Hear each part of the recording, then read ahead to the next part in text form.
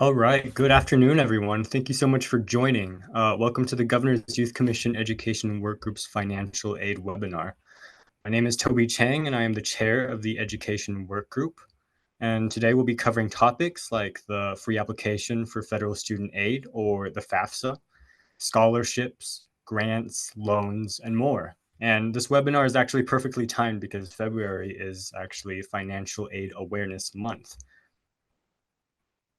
Yes, it is. My name is Sophia Lin, the Education Workgroup co-chair, and we will be facilitating today's webinar.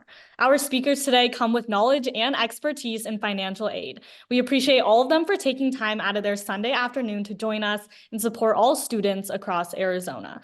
At any time during today's webinar, feel free to send any follow-up questions in the Q&A chat box at the bottom of your screen, and we will cover them during the Q&A portion at the end of the webinar. Thank you, Sophia. Now we'll give our speakers an opportunity to introduce themselves and tell us a bit more about your organizations and your roles. So we'll go down the line of how it's listed on the flyers. So Mr. Tokos, we'll start with you, followed by Mr. Wang and Mr. Young, who will wrap us up before we move into the questions.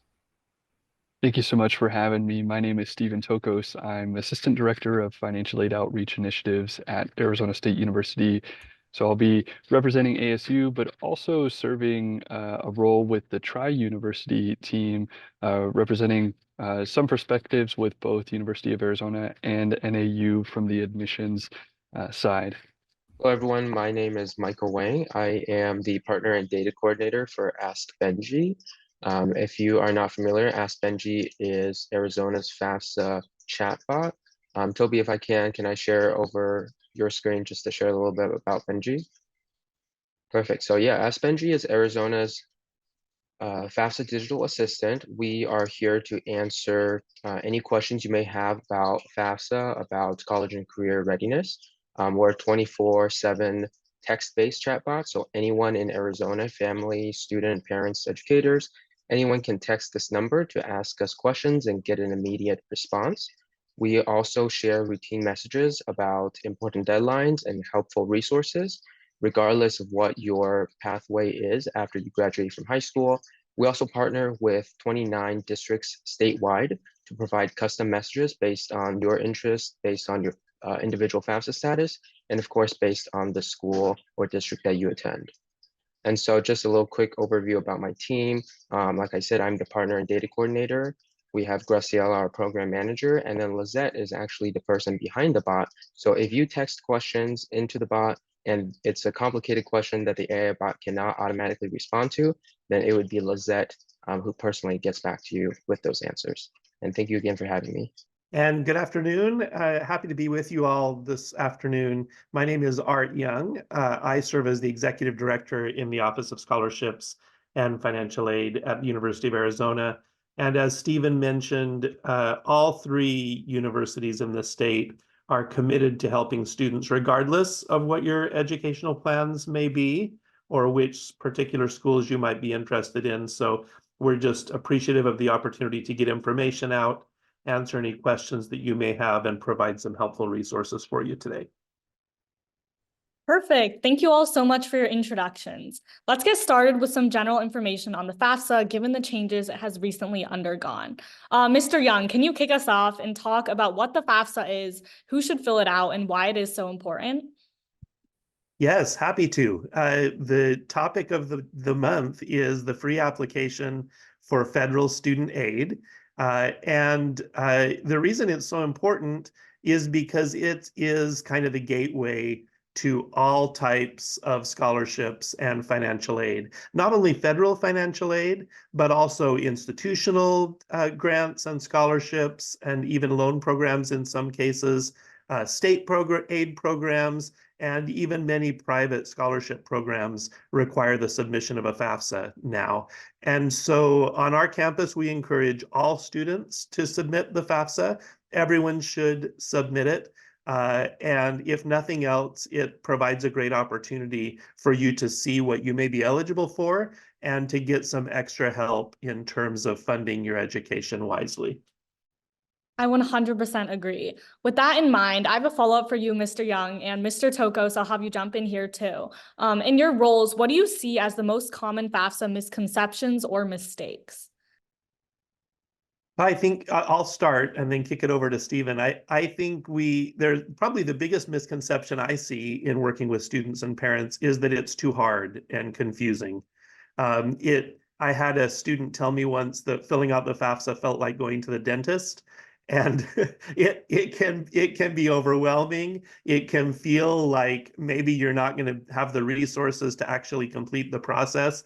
And the good news is, with some of the changes we're going to be talking about today, it has never been easier or more accessible to submit the FAFSA. In fact, I have a coworker in my office who submitted it with her son, who's a high school senior this year, just last week. And between the two of them, it took them about 10 minutes to submit the form. Now, that's not the case for everybody, but we're seeing dramatic improvements in the process, and it's more accessible and easier than ever before. The other thing that I would just underscore is, even if it does take a few extra minutes, or you need to jump through a few extra hoops or get a few questions answered, it's absolutely worth it. And it's something that we all have free resources that are available to students and families and community members. The first letter in the acronym stands for free, and there are free resources throughout the state. There should never be a time when you pay for somebody to help you submit the FAFSA. Yeah, it is so exciting that they've eliminated so many questions on the FAFSA to make it easier that you can get it done in, 15 minutes to half an hour. I've been seeing that myself at many schools that I've been working with. I'd also say a big misconception with the FAFSA is I'm not going to do this FAFSA because I'm not going to qualify for anything anyway. That is that I don't know your family situation, but the only way that you're going to find out if you're eligible is to do the FAFSA. And it's always important to remember that, there's the federal definition of financial need, but each institution has discretionary funds that we can evaluate students for and award based on need that we've reviewed. So you might not meet that federal need, but you could meet our definitions of financial need. But we need that FAFSA on file in order to award you that. So definitely do the FAFSA. The other thing, Art, you alluded to it, is scholarships, right? Many scholarships do require a FAFSA to be on file, not to see that you have financial need, but they want to make sure you went to the government first, but then to evaluate you from that private or community organization. So leaving that door open to additional funding opportunities as well.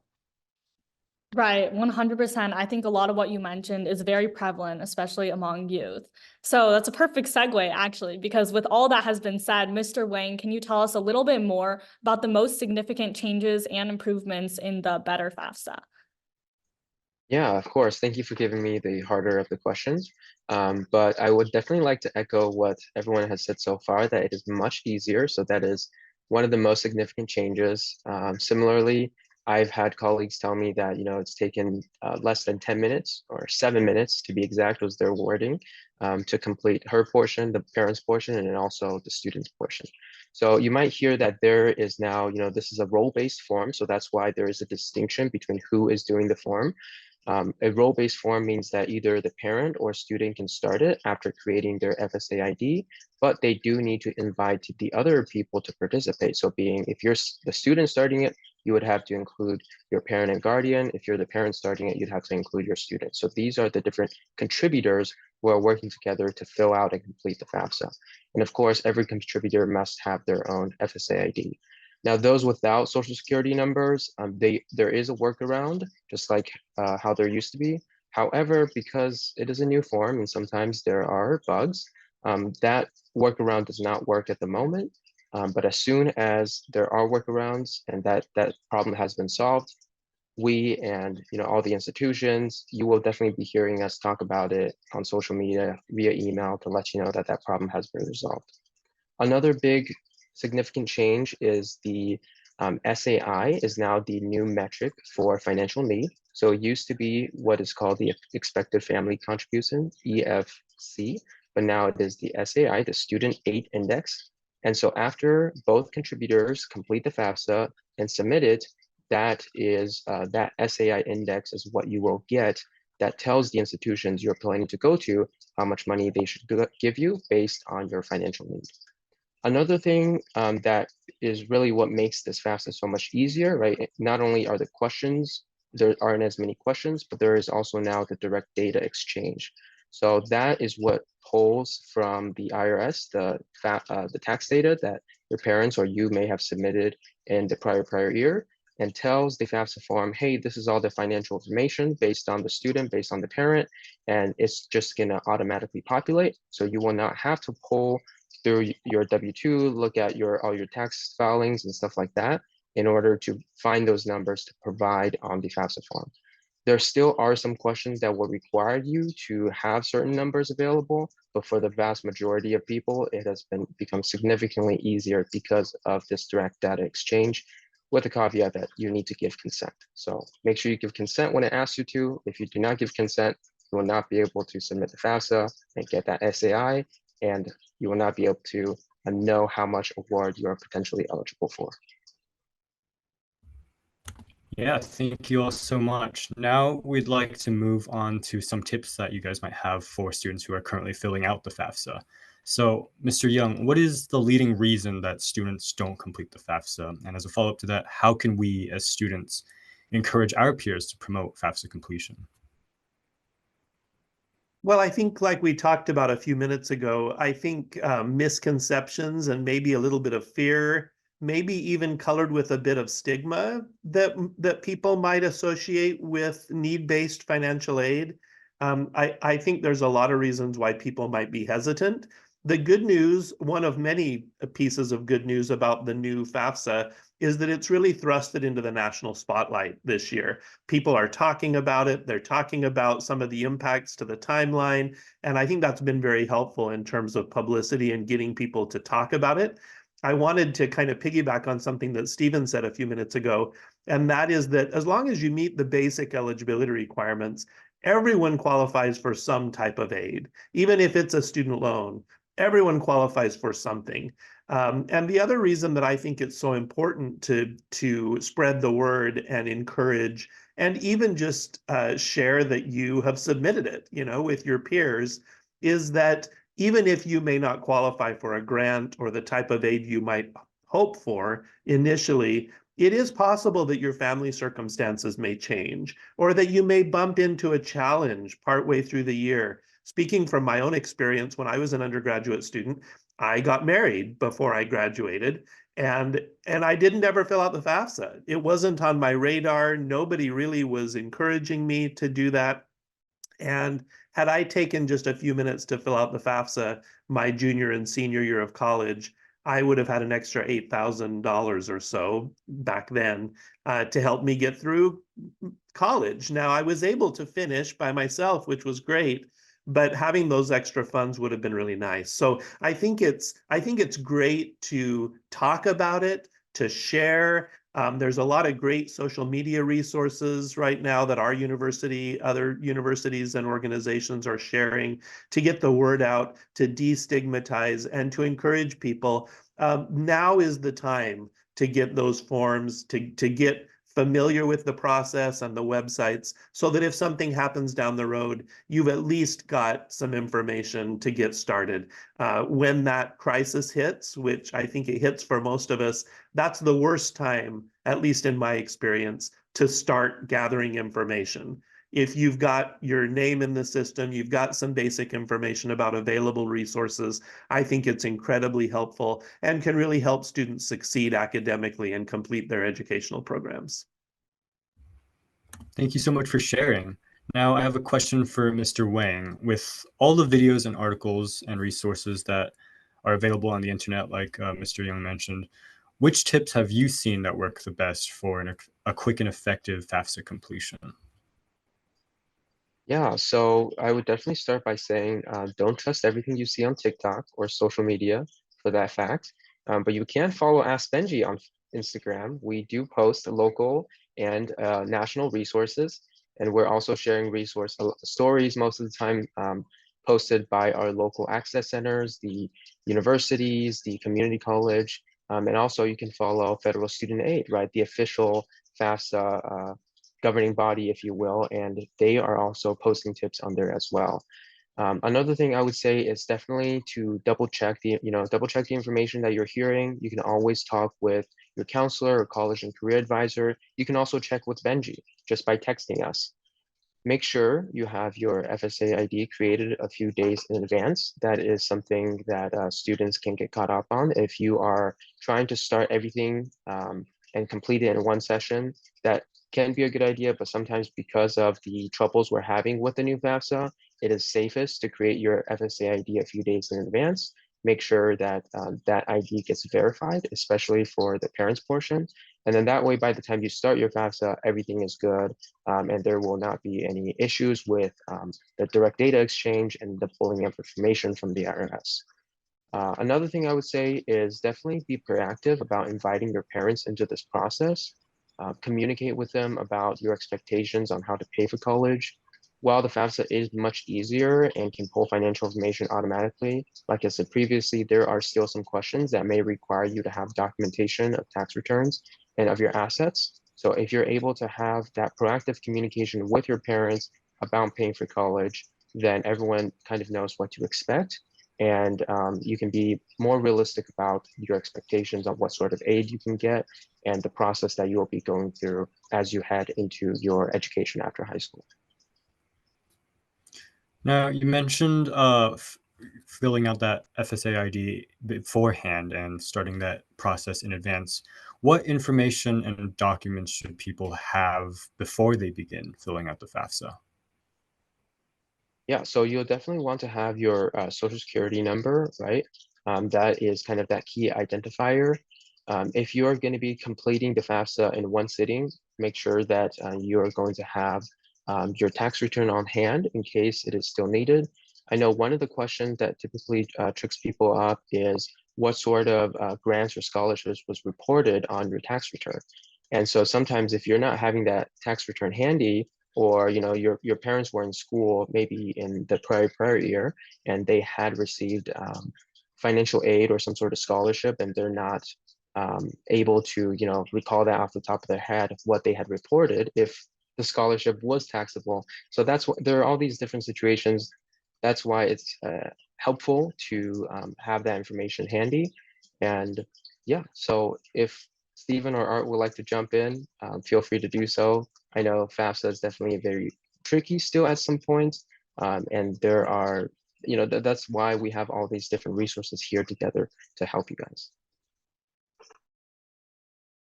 I'll just jump in with one really simple one that probably kind of seems like a no-brainer, but every year we have students who wait until the last minute. And so my big tip is start now. The earlier you start, in fact, the lines in our lobby, I checked before I left work on Friday afternoon. There was nobody in the lobby. We were completely caught up on email inquiries. Now is a great time to ask for help through the process. July and August, not so much, because it's like everybody's trying to cram all of their questions in all at once. So I encourage people to get started, get familiar with the process, and then reach out if you happen to. Don't be ashamed. There really is no silly question, especially if you're new to the process or if you haven't done it for a year. We understand and we're eager to help. I'm a little biased, but I think some of the most helpful, friendly people on our campuses are in the financial aid and admissions offices. We want to help you, and we're eager to support you however we can.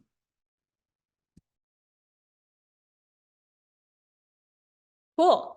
As for accessibility, now that we've discussed some tips, let's talk about accessibility to these resources and FAFSA completion. So for Mr. Young and Mr. Tokos, could you tell us how are you connecting with Arizona communities or populations that historically have been less accessible to reach despite data showing the most benefit? Sure, I'll start and then kick it over to Stephen again. So there's a number of ways that we have tried to get the word out. And the first one is something that Stephen alluded to in his introduction, and that is a close partnership with our recruiters and the events across the state.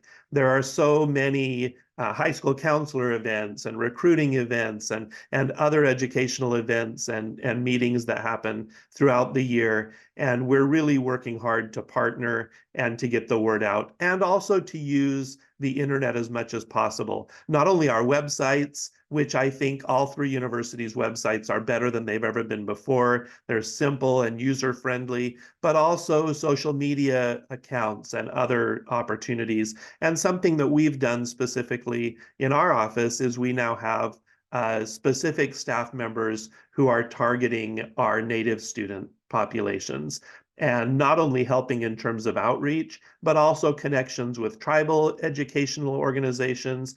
We've got newsletters that go out to support specifically that population, as well as a specific web page with resources that are dedicated to those students. So again, it's tricky, and while we're trying to keep all the balls in the air, but we're trying to get the word out and help people have the connections and resources that they need. Stephen, what about you?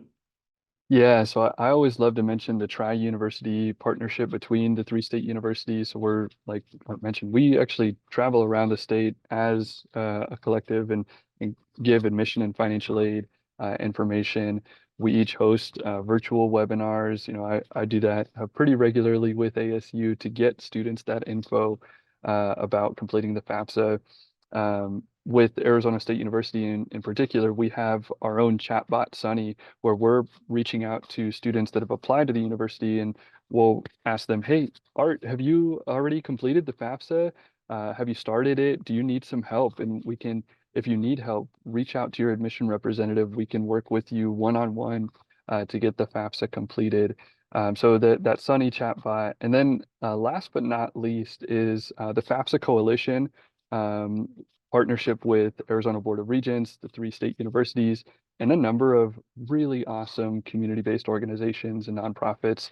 You know, I see some friends from College Depot in here, College Connect Tempe, Education Forward, different organizations that we're working with to strategize how can we make sure that high school counselors are getting educated when we can't be everywhere all at once, but every school has those counselors. How can we equip the high school counselors to be a resource to their students as well? Perfect. On a similar note, Mr. Wang, how can the FAFSA help Arizona's tribal population achieve educational goals?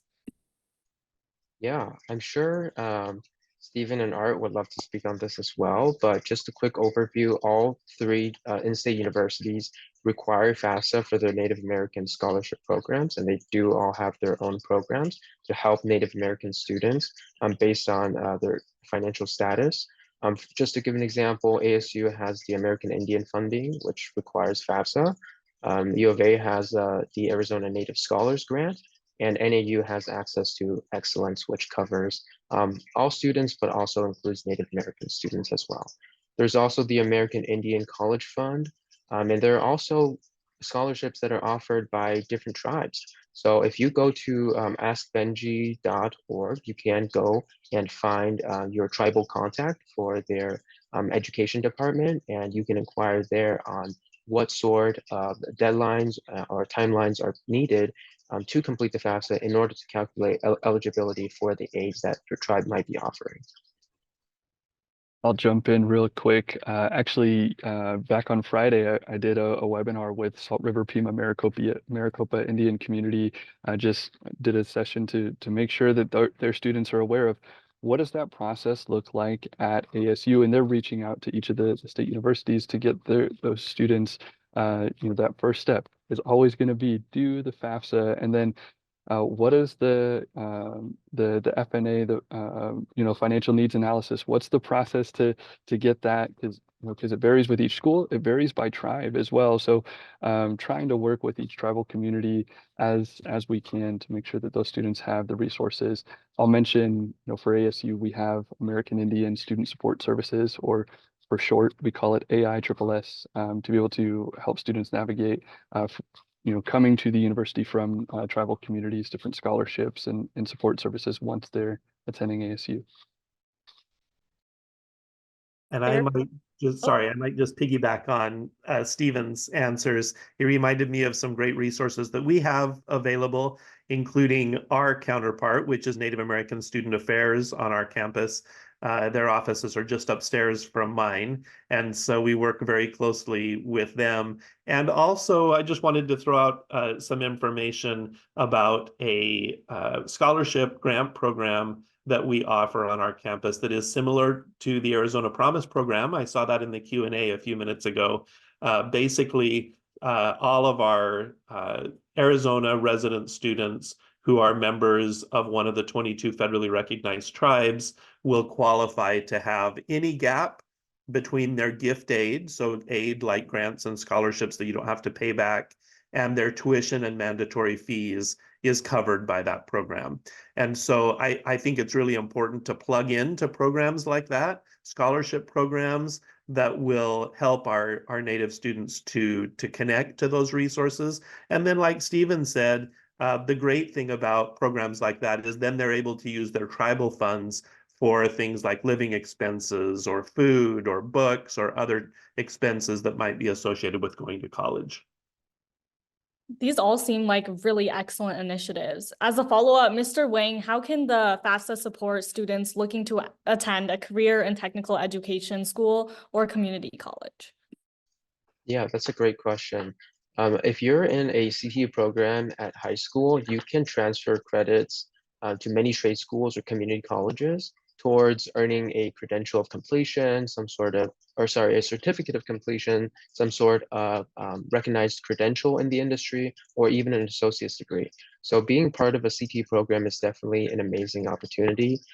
However, I do want to caveat that not all trade schools participate in the federal student aid program. So if you are completing a FAFSA and you're planning to go to a trade school or a community college, especially for those trade schools, make sure that the school is accredited and has a federal federal school code to ensure that you can receive Pell Grant or other forms of federal aid when you do enroll there. Thank you so much, everyone, for answering those questions about the FAFSA. Now let's move on to our section about grants and loans, because student debt is a huge concern regarding post-secondary education. And not all students are eligible for FAFSA, often leading them to seek other financial aid options like student loans or applying for grants. So to kick us off, Mr. Young, what would you tell students who are currently trying to decide whether or not to take on loans? Yeah, well, I appreciate that question, Toby. First of all, because FAFSA is actually not only the portal or the grant application process for federal Pell Grants and supplemental grants and federal work study, it also it serves as an application for federal student loans, which are the best, least expensive type of student loans out there. And that's one of the changes that the government has made this year. There, you may have noticed if you've submitted a FAFSA or been on the studentaid.gov website, they talk a lot now about the FAFSA form. They used to call it just the FAFSA. They're calling it the FAFSA form to try to help people understand FAFSA is just the application process, and it opens up an opportunity for all types of different funds, including Pell Grants and student loans. If someone is in the situation where you're trying to decide if you need student loans and you're kind of in that process of deciding, this is how much I'm expecting to pay, this is how much scholarships, grants, or savings, or other resources and support I have, it's kind of a balancing act as you look at that. And my best advice is that student loans are like a power tool. They can be super helpful, but they can also rip your left arm off if you're not careful. I helped to frame my basement years ago, and I found out very quickly, if I don't use that saw correctly, it can get dangerous really fast. And student loans are the same way. I took out student loans to complete my degrees. And many of my colleagues did as well.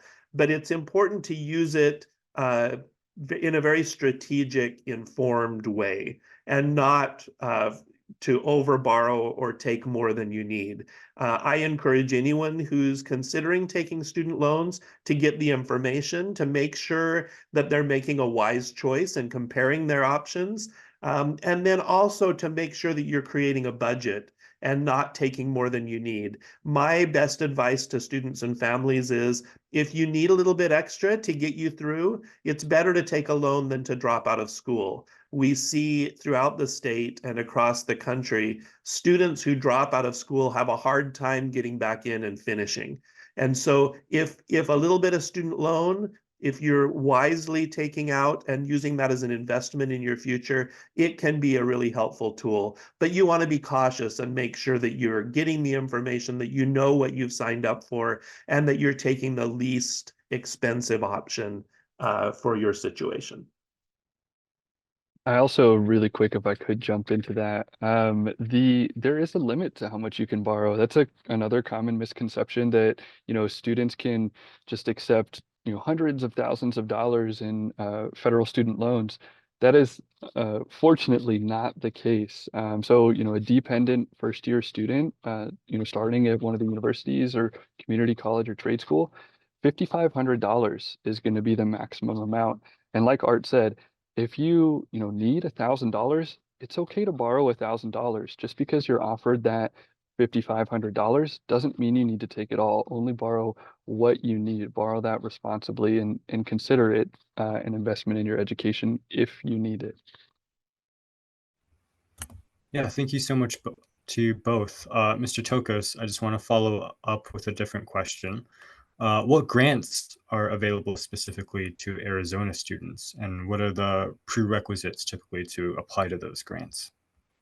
Yeah, so I mentioned very briefly in some of the misconceptions. I'm not going to qualify for financial aid, right? I'm not going to get anything. So why should I do the FAFSA?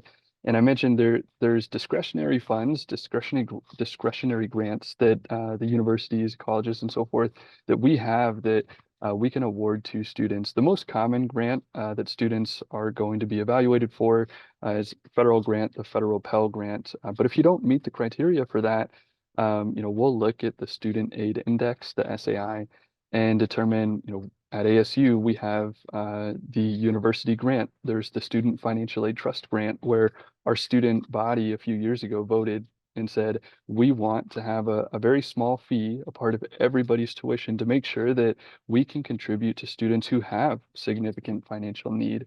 So just there is that component of financial need, but again, it's different from the need component for the federal Pell Grant. So a couple of different resources there. Each of our universities have specific grants listed on our financial aid websites. It's best to reach out either to the financial aid office or to the admissions team to get connected with those. Sounds great. Now to pivot from scholarships to another realm of financial aid, let's talk about scholarships.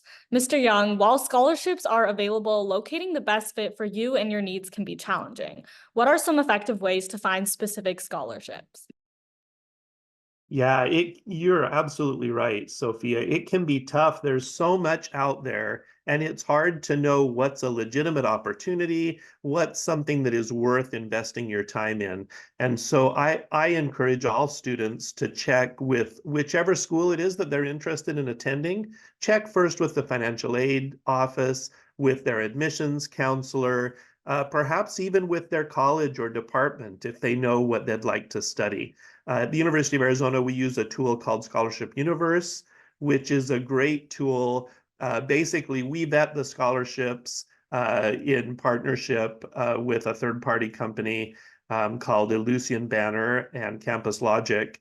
And they make sure that it's on the up and up, that it's really a valid scholarship, that our students are going to potentially benefit from. And it also consolidates the applications and essays and everything so that saves you time to match with the scholarships that you may qualify for and really identify and maximize those opportunities. So that sometimes can be really a lot more helpful than just kind of opening up a Google search. it can feel like trying to find a needle in a haystack. I encourage folks also to check with community resources, your parents' employers, other types of organizations that you might be aware of. Many times they will have, even if they're small scholarships, many scholarships can add up. That sounds like a great resource, but another challenge is competition. So, Mr. Tokos, would you like to tell us about your best tip in standing out from other students because scholarship programs can be so competitive? Yeah, absolutely. I'll give a couple tips. Can't just stick to one. It is, really important to, like Art said, look local, right? Competing against 200 students versus 10,000 students for, a national scholarship. There's some great resources across the state. You can check out College Depot. That's a Phoenix-based college going organization that helps students, or College Connect Tempe, Arizona Community Foundation. Those are going to be some really good resources that are going to be, they're going to have local scholarships that you can find and apply for wherever you're coming from in the state. So much easier to narrow that competition pool down. But then be honest about yourself. I was listening to another admission counselor talk the other day about on their college essay, there was a prompt about the struggles that they had in their life. And she was just very honest. My life actually hasn't been that hard. And I tried to pick this, really small thing and make it sound like it was very difficult. But to be honest and say, this is my life. This is how I've been able to be successful with the things that I've done. Not trying to over embellish, but be honest and realistic and evaluate, maybe I haven't had an internship, but I've had to care for my siblings, right? That's leadership opportunities as well, using all of who you are to that benefit when you're answering those prompts with organizations. And then lastly, following up. It's probably the best tip, honestly, that I could give is you applied to that scholarship 2 months ago and they're not expected to make a decision for another month. Just follow up and say, hey, Mr. or Mrs. So-and-so, I'm Steven. Thank you so much for considering me for this scholarship. If you have any additional questions, I'm here to answer them. So just being professional and responding, checking your email is also super important.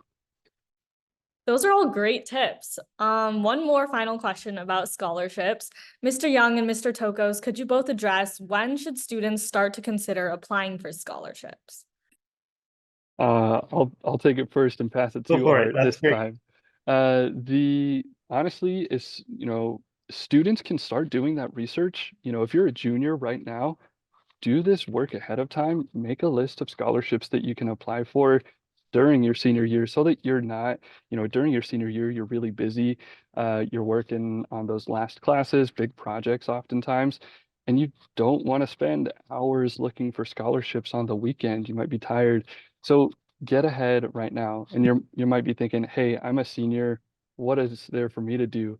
You're not too late. Most scholarships have a deadline between December and March. So this is right in the middle of the scholarship prime season. So get on to Scholarship Universe with NAU or U of A, or get into ASU Scholarship Portal and look at those awards, look at those college specific ones. You don't want to wait until, like Art said, waiting until July or August. Most scholarships are going to have already had deadlines and been awarded by then. So be applying now during your senior year when you're applying to colleges so that you can get that award and make that informed decision wherever you intend to go. Yeah, that's great advice. On our campus, we tell people prime scholarship application season is between Thanksgiving and Easter. So late fall to early spring is really the prime time to apply for the upcoming fall and spring semester. The only other thing I would add to what Stephen said, and again, this kind of seems like a no-brainer sometimes, but that is that just like the FAFSA, it's important to look at scholarship opportunities every year you're in college. So even if you're a continuing student, there's still opportunities. And even if you may not have qualified for a private scholarship or an institutional scholarship when you entered the university, there are still opportunities. And we encourage students and families to continue that process every year that they're going to be attending school. That is great. So now we're going to shift to our Q&A. So thank you to all of our wonderful panelists for their educational insights. I certainly learned a lot, but in case we didn't cover certain details, we're going to move into our Q&A section. So we'll start with questions that have already been asked in the chat. I know that our panelists were very proactive and we're answering some of them as we went, but I think we can cover them and like turn around and ask some of them again and just have you guys discuss them more in depth for some of the people who might not have seen them or people who might want more details. Toby, do you want to start? Yeah, so our first question is about retirement. So someone asked, I'd like to ask about older parents who are retired and how that might affect aid. Yeah, and I think I answered that one. This is an important question, so I'm happy to discuss it with everyone that's on the webinar. Retirement resources, accounts, savings, retirement plans do not count as part of the calculation of need for federal student aid. But if you're actually retiring or if you're drawing from those accounts, then it counts similar to income in the need calculation. And if your family has unique circumstances, we always encourage people to meet with a financial aid counselor just so that they can explore what your family's circumstances are, particularly if there's been a change in your financial circumstances between the base tax year and the upcoming school year. Sometimes we can look at doing a family contribution appeal or a loss of income appeal and make sure you're really maximizing that federal aid eligibility. Perfect. Yeah, For thank our, you, Mr. Young. oh, sorry. For We our had next a question, we're both trying to talk at the same time. We had a question on what advice do you have for parents with no social security numbers who cannot complete the FAFSA for their children right now because of serious FAFSA issues? Yeah, that's one of the improvements that that federal student aid made with this FAFSA, that parents without a social security number can create an FSA ID. Once they get that created, then they need to verify that information with federal student aid. Quick tip on that, call early in the morning because East Coast hours, the office closes, by the time it's 5 o'clock here, it's 7 o'clock on the East Coast. So calling it 7 or 8 a.m. Arizona time would be best to verify that.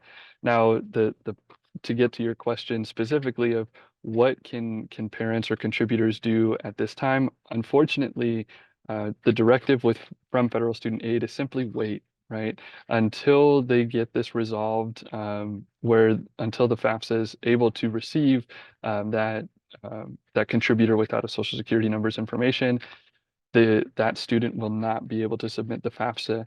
And I'll speak, Art, you can totally jump in on this. We're having conversations. We are absolutely aware of this. Art and Missy Pizzo, the director of financial aid at ASU, they're having conversations about what can we do? How can we have strategic outreach to students who are in this situation to make sure that they are able to get the FAFSA completed. But until this is resolved with federal student aid, we're just directing students, it's okay. We are aware that this is an issue. It's okay to wait. Yeah, I totally agree with Stephen. I have spoken with students and parents recently who called in to 1-800-4FED-AID and were told to submit a paper FAFSA. And I don't mean to be disparaging at all. The Department of Ed is doing a great job. They've got limited resources. They're doing the best that they can. But if it were me, I would not submit a paper FAFSA. My recommendation to everyone I've spoken with is hold on for now and double check if the school that you're interested in is not ASU or U of A. Check with their financial aid office. I can speak for our school in saying if something were to happen and it made your FAFSA submission late, past our priority dates, we will work with you. We will make exceptions because we recognize that this challenge is not in the student or parent's control. And the bottom line is long-term, once they get these bugs resolved, it's going to be better and easier for everyone. So we appreciate your patience. I would encourage folks to just hang on a bit longer. I know they're working on it round the clock, literally, to get those problems resolved. Thank you for those. Thank you for those answers. Our next question is about the FAFSA editing process, and I'm hoping that Michael could sort of describe what that process looks like, when it might come out, and yeah, what that looks like for students. Yeah, so at the moment, after you submit the FAFSA, it is not really open for editing. So after both parents and student complete and submit the FAFSA, it used to be that you can go in and edit it, but right now, because of the delay that is going on with FSA trying to update the formula to calculate their SAI, that student aid index, it is not open for editing until March, I believe. So because of that, definitely make sure that if you need help with completing the FAFSA, talk to your financial aid office of the institution you're interested in, talk with your counselor. If you go to askbenji.org and you go to FAFSA help, we also have resources there where you can schedule a one-on-one appointment with people either virtually or in person. Make sure that you get that reviewed if you do feel like you need that extra help, because at the moment it is not available for revising.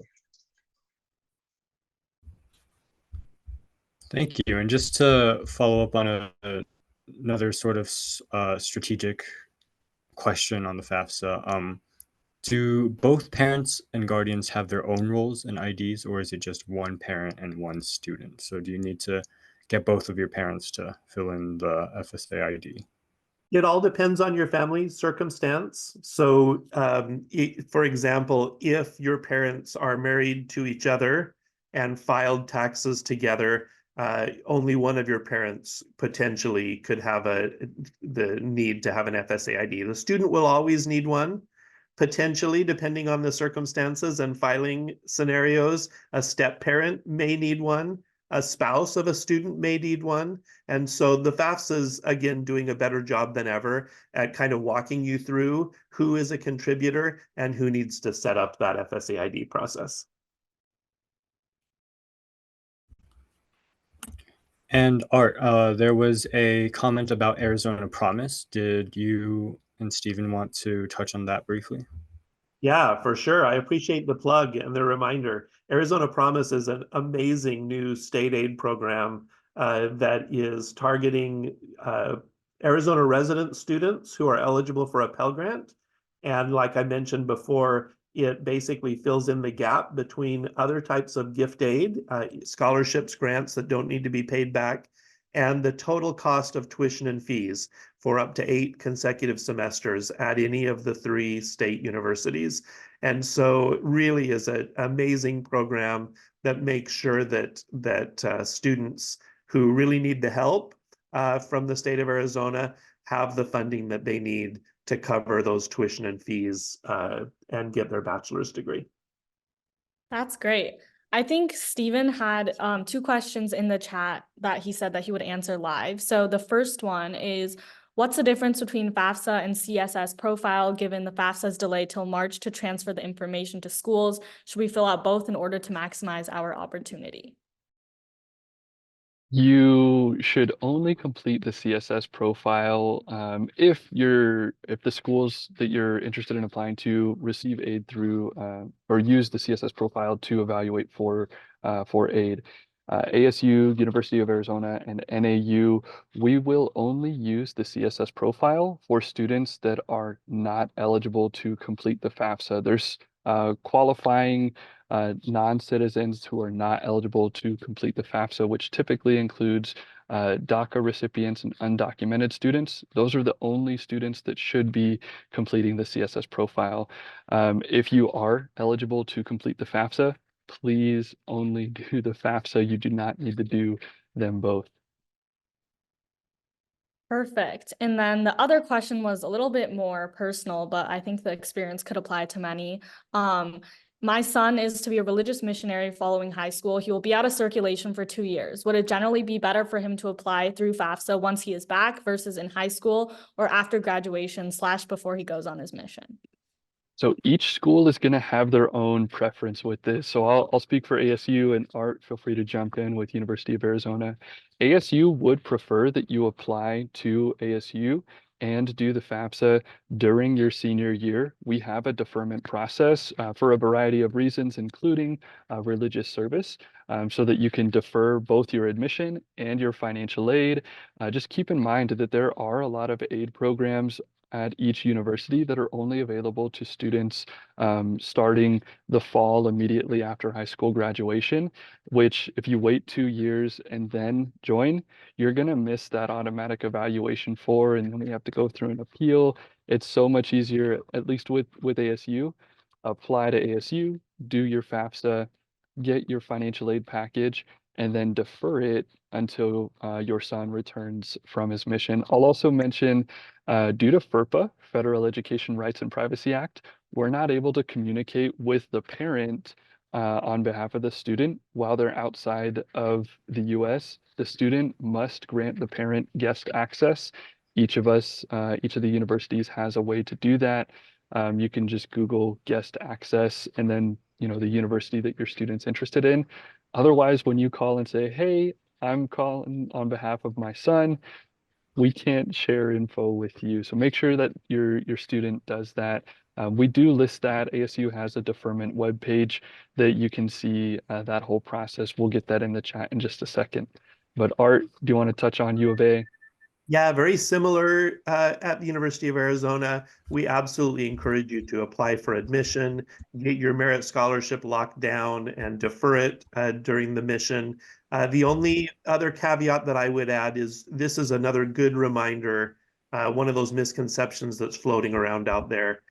Even in that scenario, you will need to resubmit the FAFSA when your son or daughter returns from their missionary service, because that federal aid piece is only good for 1 year at a time. And so while I absolutely encourage everybody to do it first, but then you'll just want to make sure it's on your calendar to get that taken care of when they return from the mission.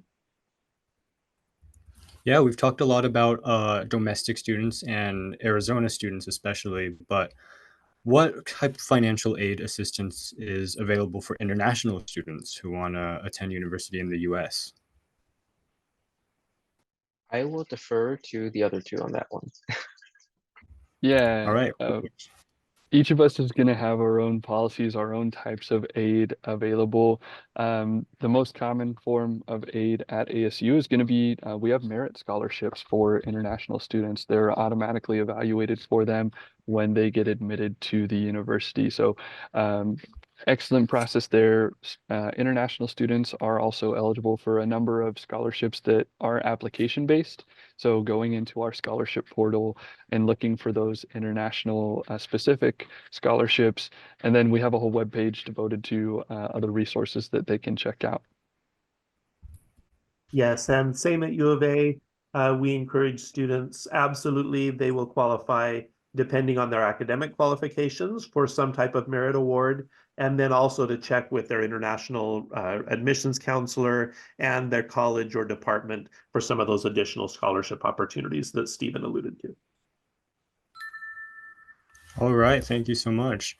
And just to round it out, if after this webinar, students still want clarifications or if they have questions while filling out the FAFSA or pursuing any of these financial aid options, what resources can they get help from? So this is your chance to. Well, I'll jump in first for U of A. I know we're going back and forth. Let me just quickly, I know we've only got just a second left. Let me quickly just share my screen. Our website, just like all of the 3 universities in the state, have all kinds of wonderful resources available here. You can see on our website, we've got upcoming events coming down the pike, and the ones we're most excited about right now is FAFSA filing workshops over the next 2 months that are offered both in English and in Spanish. And that's an opportunity for you to ask questions, get some personalized help. and make sure that you've got time to get your questions, individual family circumstances answered and taken care of. And if you're not able to make one of those, there are all kinds of videos, other resources available both on our website, on ASU and NAU's website, on the Department of Ed's website. And if you bump into something that you can't figure out, please reach out. Now is an excellent time. We'll connect you with a financial aid counselor who can walk you through the application process and answer any additional questions. I'll go ahead and jump in. Let me share my screen here. ASU hosts live webinars every Thursday afternoon through Countdown to ASU. So students can go and register for those. We have some of those next steps that are coming up, but we have them recorded that students can go and check out. So next steps for scholarships and financial aid. So it's super important to go online and check this out. But then two, everybody in the state, everybody in the US and around the world has their own admission representative. We do at ASU, our admission team members are trained in financial aid. So you can just go on here and select that you're looking for an undergraduate admission representative, you're an incoming first-year student, and then plug in all of your information, which high school you're attending. So please reach out. You can email us or schedule an appointment with us one-on-one, and our contact info as well will be in the chat in just a minute. Yeah, I guess last but not least, I just want to share that Ask Benji is definitely a great resource. I've had this number up here that you can text in order to get connected with us. I also want to share that, like I said, we are partnered with 29 districts across the state. So you can see this is kind of where we're located. What this means is that if your school has any local resources, has FAFSA nights, has college and career fairs, oftentimes we're going to be sharing out those events to you through Ask Benji text messages. If you are not in our Ask Benji system, it might be who your parent is. So you can check with them, see if they're getting a message that seems like spam. I promise we are not.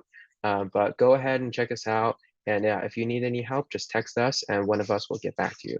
Perfect. That wraps up our Q&A and actually our whole webinar for today. We wanted to give a huge thank you to our wonderful speakers for dedicating their Sunday afternoon to sharing their insights with us. And we will send their contact information in the Zoom chat right now in case anyone has unanswered or follow-up questions. Yeah, thank you so much to everyone who joined the webinar today. I'd also like to thank the staff at the Governor's Office of Youth, Faith, and Family, as well as all of the people in the Education Workgroup who made this webinar happen. And as a reminder, this is the first webinar in our post-secondary education webinar series, and we are planning our next one, which is going to be covering college readiness and college life in March, and we hope to see you there.